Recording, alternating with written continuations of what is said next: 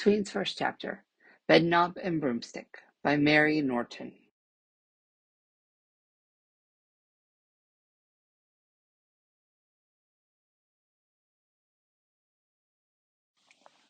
Chapter 1.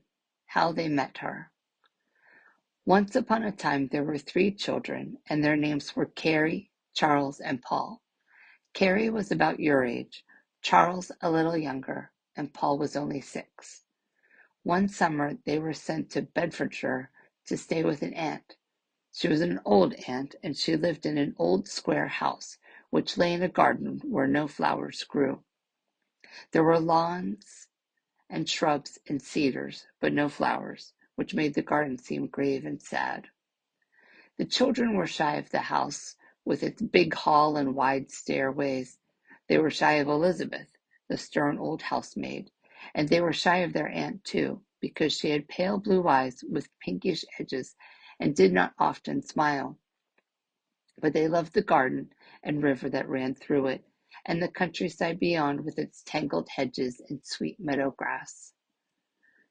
They were out all day. They played in the barns, they played by the river, and they played in the lanes and on the hills. They were punctual for meals because they were visitors and good children at heart. One day slipped into another, and all the days were alike until Miss Price hurt her ankle, and that's where the story begins. You all know somebody rather like Miss Price. She wore gray coats and skirts and had a long, thin neck with a scarf round it made of Liberty silk with a paisley pattern. Her nose was sharply pointed, and she had very clean pink hands. She rode on a high bicycle with a basket in front, and she visited the sick and taught piano. She lived in a neat little house that stood in a lane at the bottom of the garden, and the children knew her by sight and always said good morning. In all the village there was none so ladylike as Miss Price. Now, one day, the children decided to go mushroom picking before breakfast. They awoke almost before the night had drained away from the sleeping house and tiptoed through the hall in their stocking feet. When they got outside, the garden was very still and drenched in dew, and as they walked, their shoes left black smudges in the pearly grass. They spoke in whispers because it seemed as if the world, except the birds, were still asleep. Suddenly, Paul stood still, staring down at the slope of the lawn toward the darkness of the cedars. "What's that?" They all stopped, and they all stared. "It moved," Paul told them. "Come on, let's see." Carey sped ahead on her long legs. "It's a person," she called back, and then her step grew slower. She waited until they caught up with her. "It's—" her voice was hushed with surprise. "It's Miss Price." And so it was, sitting there on the wet ground under the cedar. Her gray coat and skirt were torn and crumpled, and her hair hung down in wisps. "Oh, poor Miss Price!" cried Carey, running up. "Whatever's the matter? Have you hurt yourself?" Miss Price looked back with frightened eyes, and then she looked away. "It's my ankle," she muttered. Carey fell on her knees in the damp grass. Miss Price's ankle was indeed the strangest shape. "Oh, poor Miss Price!" cried Carey again, and the tears came to her eyes. "It must hurt terribly." "It does," said Miss Price.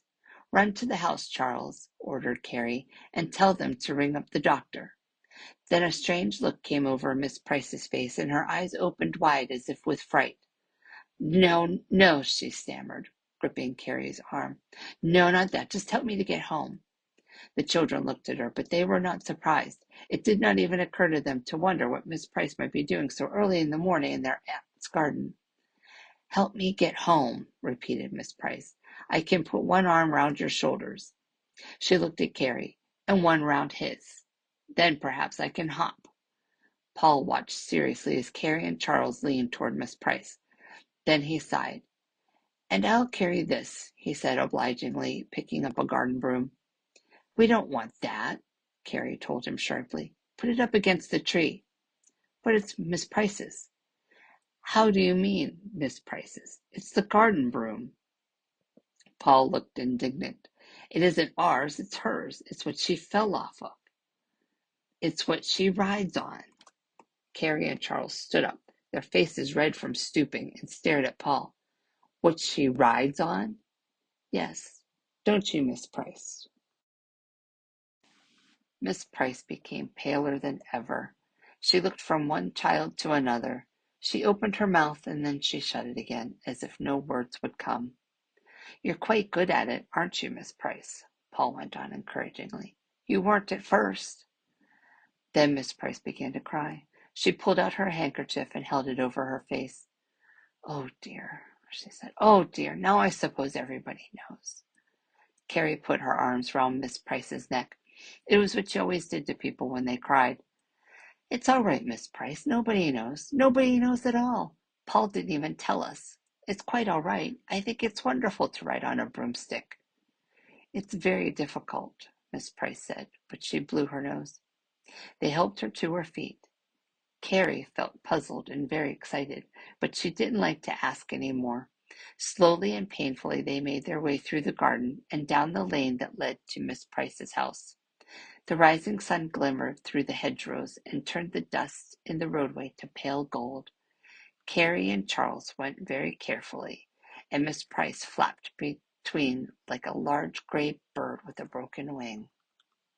Paul walked behind with the broomstick. Sign up for a library card and find this book on Cloud Library using the links below in the description.